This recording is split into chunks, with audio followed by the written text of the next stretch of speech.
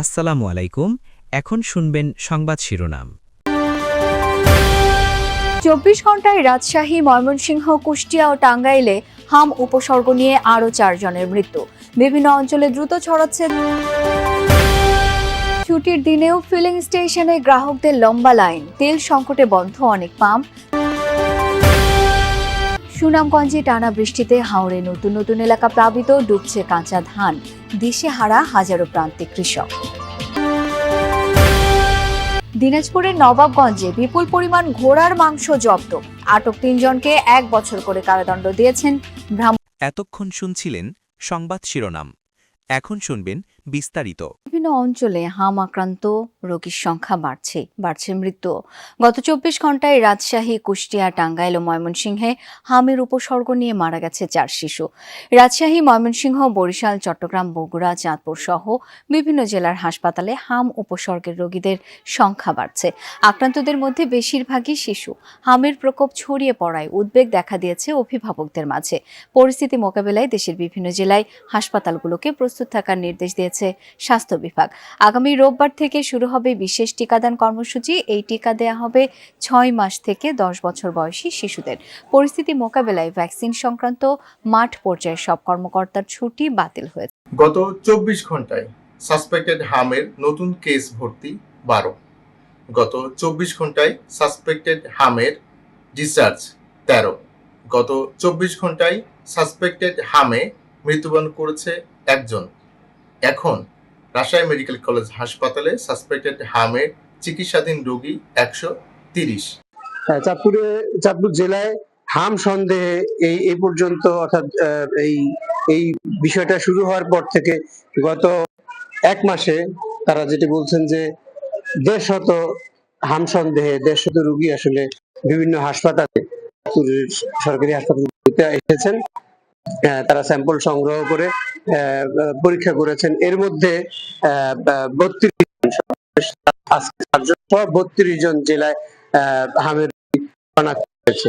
আর এই চাঁদপুর সদর হাসপাতালে যেটি হচ্ছে হাম উপসর্গ ছাড়া ঠান্ডা জনিত বিভিন্ন রোগে এই শিশুদের যে সমস্যা হচ্ছে সে কারণে কিন্তু হাসপাতাল কর্তৃপক্ষ সামাল দিতে অত্যন্ত হিমশিম খাচ্ছে। এই চাঁদপুরের এই সদর হাসপাতালের ৩য় ফ্লোরে যেই ইয়েটি আছে সেখানে ৪০টি বেডের শিশুদের জন্য, কিন্তু এখানে আছে চিকিৎসাধীন আছে হাম সহ অন্যান্য রোগের চিকিৎসাধীন আছে ৪১ জন ডাক্তাররা যেমন। তো এই কারণে কিন্তু যারা আসছেন অর্থাৎ হামের রোগীরাও কিন্তু সরকারি যে সেই সেবা থেকেও কিন্তু বঞ্চিত হচ্ছেন, কারণ এই বরাদ্দ যা আছে তা দিয়েই কিন্তু হাসপাতাল কর্তৃপক্ষ সবাইকে দিচ্ছে। এইসব কারণে কিন্তু ওষুধ সংকটও রয়েছে। আর টিকাদান কর্মসূচি যেটি বলছেন যে চাঁদপুর জেলায় টিকাদান কর্মসূচি কিন্তু এখনো অবৈধভাবে মজুত করা জ্বালানি জব্দের কার্যক্রম চালিয়ে যাচ্ছে প্রশাসন। তারপরও দেশ জুড়ে কাটেনি তেলের সংকট। ছুটির দিনেও পাম্পগুলোর সামনে গ্রাহকদের দীর্ঘ অপেক্ষা। কোনো কোনো জায়গায় রেশনিং পদ্ধতিতে বিক্রি হচ্ছে তেল। চাহিদা অনুযায়ী জ্বালানি না পেয়ে অনেকেই ক্ষুব্ধ। সংকটের কারণে বিভিন্ন জেলায় বন্ধ। জ্বালানি তেল নেই, তাই সাময়িকভাবে বন্ধ পাম্প। কাজ না থাকায় অলস সময় কাটাচ্ছেন কর্মচারীরা। একই চিত্র দেশের প্রায় সব জেলায়। রংপুর বিভাগের অর্ধেকেরও বেশি পাম্প বন্ধ কয়েকদিন ধরেই। প্রশাসনের তথ্য অনুযায়ী বিভাগের মোট পেট্রোল অকটেনের চাহিদার অর্ধেকেরও কম সরবরাহ মিলছে। এই করছে সংকট নাই, খুব সুন্দর। কিন্তু এখন যে পরিস্থিতি দেখা যাচ্ছে, তেলের সংকট তো সারা দিকে দেখা যাচ্ছে। আমার মোটরসাইকেল আছে কিন্তু তেল পাই না। মোটরসাইকেল যেটুকু তেল আসছিল পাম্পে আসি তেল শেষ। যেসব পাম্পে তেল রয়েছে সেখানে দিনভর গ্রাহকদের দীর্ঘ সিরিয়াল। চৈত্রের খরতাপে পুড়েও ফিলিং স্টেশনের সামনে ঘন্টার পর ঘন্টা করছেন অপেক্ষা। রেশনিং পদ্ধতিতে তেল দেয় ক্ষুব্ধ অনেকে। তৈল পাই না, তৈল ক্রাইসিস। এই ১ থেকে ১.৫ ঘন্টা পাম্পে দাঁড়াই রইলাম, কিন্তু তৈল পাইলাম ১.৫ ঘন্টা পর ২ লিটার। তেল তো পাওয়া যেতেছে না এখন। তেলের তো অনেক সংকট। তেলের জন্য মনে করেন অনেক পরিমাণ কষ্ট হইতেছে ড্রাইভারদের চলতে। ঢাকা থেকে এই বরিশাল আসতে যেমন ১০০টা পাম্প আছে, আপনার মানে ৯০টা পাম্প করলে তেল পাওয়া যায় না। চুয়াডাঙ্গায় ঢাকঢোল পিটিয়ে নো কার্ড নো ফুয়েল কার্যক্রম শুরু হলেও তেমন সাড়া মেলেনি। অনিয়ম নিয়ন্ত্রণে এটি শুরু হলেও মানছেন না কেউ। পাম্পগুলোয় গ্রাহকদের ভিড় থাকলেও কার্ড দেখাচ্ছে না কেউ। এমনকি সংশ্লিষ্ট কর্তৃপক্ষ আর পুলিশ সদস্যেরও নেই মাথা ব্যথা। আমি তো কোনো সুবিধাই পাচ্ছি না, ফুয়েল কার্ড পাই নিয়ে তো সে লাইনে দাঁড়াতে হচ্ছে, আবার কার্ড না করেও তারাও তেল পাইছে, তার লাভটা আমি তো কিছুই বুঝতে পারছি। সামনে এখনো তো ফুয়েল কার্ডের চাইও না, আমি দিইও না, আমি তো তেলই পাই না এখন শেষ পর্যন্ত পাবো কিনা এটা তো আমার সন্দেহ। সুনামগঞ্জে গত কয়েকদিনের বৃষ্টিতে জলাবদ্ধতায় নষ্ট হচ্ছে কাঁচা ধান, ফসল বাঁচাতে দিশেহারা কৃষক। কৃষক নেতারা বলছেন শত কোটি টাকা ব্যয়ে হাওরে নির্মিত ফসল রক্ষা বাঁধই এখন ভোগান্তির কারণ। অপরিকল্পিতভাবে নির্মিত বাঁধের কারণে হাওর থেকে নিষ্কাশন হচ্ছে না বৃষ্টির পানি। উপজেলার বিভিন্ন উপজেলার অন্তত 10-15টি হাওরে জলাবদ্ধতায় ডুবে গেছে হাজারো কৃষকের ফসল। সবশেষ তথ্য অনুযায়ী 1800 হেক্টর ধান ক্ষতিগ্রস্ত হয়েছে, তবে কৃষকদের দাবি এই সংখ্যা আরও কয়েক গুণ বেশি। সংশ্লিষ্টরা বলছেন 2017 সালে পাহাড়ি ঢলে সুনামগঞ্জের শতভাগ ফসল ডুবির পর থেকে প্রতি বছরই নির্মিত হয় ফসল রক্ষা বাঁধ। বৃষ্টি ও বন্যায় সেসব বাঁধের মাটি গিয়ে জমা হয় হাওর এবং নদীতে। এতে ধীরে ধীরে সুনামগঞ্জে গত কয়েকদিনের বৃষ্টিতে জলাবদ্ধতায় নষ্ট হচ্ছে কাঁচা ধান, ফসল বাঁচাতে দিশেহারা কৃষক। কৃষক নেতারা বলছেন শত কোটি টাকা ব্যয়ে হাওরে নির্মিত ফসল রক্ষা বাঁধই এখন ভোগান্তির কারণ। অপরিকল্পিতভাবে নির্মিত বাঁধের কারণে হাওর থেকে নিষ্কাশন হচ্ছে না বৃষ্টির পানি।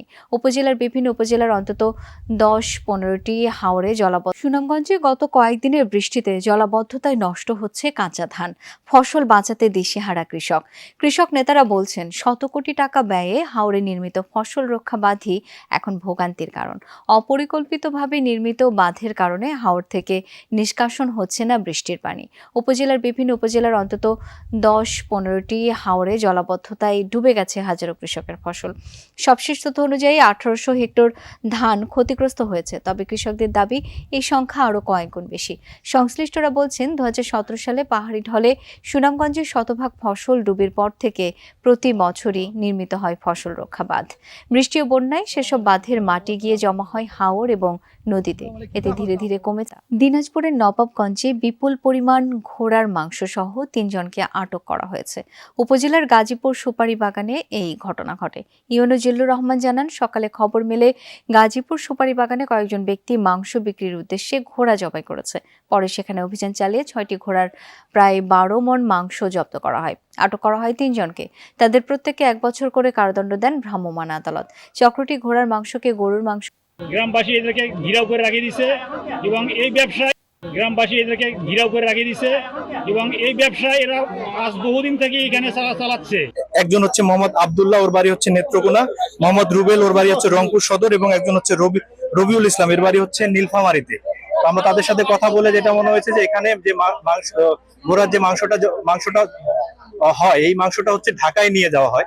ঢাকায় বিভিন্ন জায়গায় হচ্ছে তারা